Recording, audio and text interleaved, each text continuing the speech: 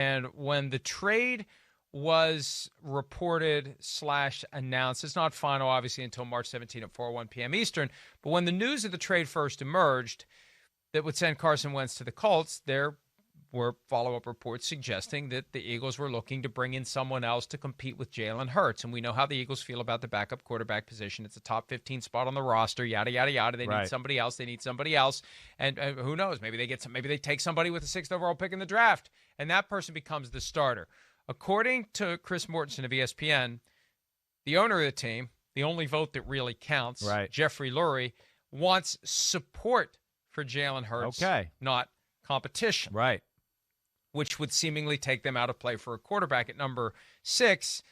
First of all, and because I have some thoughts on that, but first of all, do you think Jalen Hurts should have a backup who knows I'm here, I'm number 2, and I'm not the starter, I'm here to support the starter, or should there be a backup who is capable of competing with and potentially taking the starting job away from Jalen Hurts? Well, I think you can have a little bit of both there, to where you can get a backup in to go, hey, listen, we're going to give Jalen every right to be that guy. But we got you here in case it just doesn't go well and falls apart, or he gets injured running the football and doing those things. We got you here because we think you could every bit as compete with Jalen and do that. But I mean, they got to be careful about, open competition and doing. I mean, they're going to get themselves in the same boat of like dividing the city, dividing the locker room. Oh, that guy had one bad game, bench him, screw him, get him out of there, put the other guy in. They got to be careful.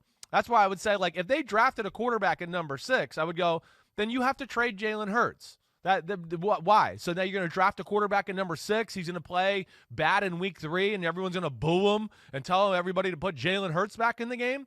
You'll be in the same damn situation you were in with Carson Wentz. So it's good to hear Lurie say that. And go ahead and see what Jalen Hurts got and try to support it and go from there. And maybe you bring in a Mitchell Trubisky or somebody like that to be the backup who can run and do those type of things, and maybe he can be your fallback guy as you go forward. I don't know. What about Nick Foles? What about Nick Foles as the number 2? The ultimate backup, the guy who, if Jalen Hurts gets injured, will come in and get it done for you. Listen, I hear you. I mean, that's where, again, too, the head coaching hire and the quarterback right now don't make sense.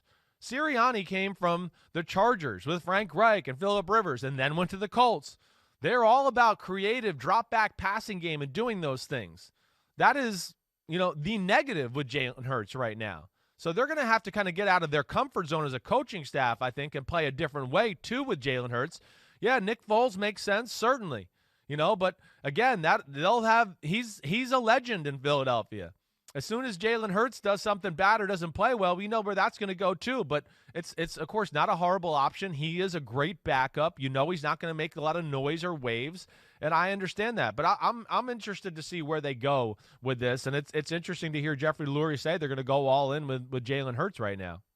Well, and let's be clear on what was said and what wasn't said and what's reported and what's fact and what may be part of a long con by the Philadelphia Eagles. This is where I'm a little skeptical I hear you. Of this report. Because what better way to make teams think that you're not going quarterback at 6 than to tell the world you don't want competition for Jalen Hurts? Because the cat was kind of out of the bag, and there was a lot of speculation. Oh, they're going to go quarterback at 6. They're going to go quarterback at 6. Well, if you're one of the teams that's drafting behind 6 and Mac Jones is there at 5, and the Bengals are not going to be drafting a quarterback at 5. Right. That's your spot. You try to trade up to 5 to get Mac Jones before the Eagles could take him or whoever's there. Right. The Eagles need to make it clear they don't want a quarterback at 6 if they want to preserve their ability to get a quarterback at 6. That's all part of the pre-draft shenanigans, which are justified. Because of the way the draft works, you need to create a ruse to make people think that you're moving in a different direction than you are. No doubt.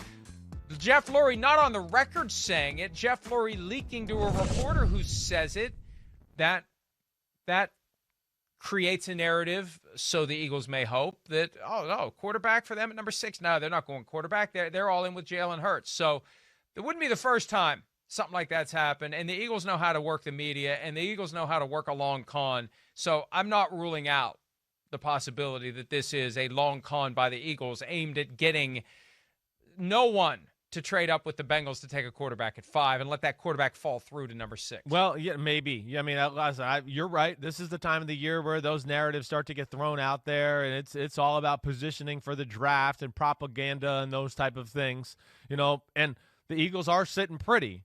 I mean, the way I look at it right now is you just go, okay, Trevor Lawrence 1, Jacksonville Jaguars, Zach Wilson 2, New York Jets, Miami Dolphins 3.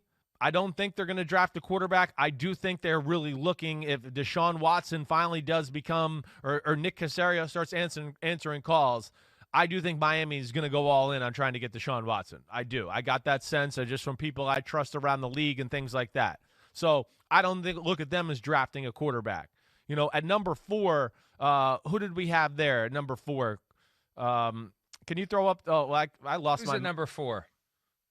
Falcons at number 4. Falcons at 4. With Matt Ryan. I don't think they're going to go quarterback right now. At least I wouldn't. Matt Ryan's still got good years left. I don't think there's any reason to abandon that ship right now. And for what he's making money-wise, it's not a huge crush to their football team and everything like that to have a top-end quarterback in football. So they are sitting there, and you mentioned the Bengals. They're not drafting a quarterback at 5. They are sitting in a spot where – yeah, maybe they could get that third guy if it falls in their lap, the Mac Jones or whoever they might see fit as the third guy. That'll be interesting to see. But I don't know, man. I just get the sense that they're going to let Jalen Hurts kind of ride this out, and they're going to see if they got something here. That's just where I feel about it. That's what my gut tells me right now. I just think that nothing reported or said this time of year is binding on anyone because it all has to be factored into the broader smoke screens that happen.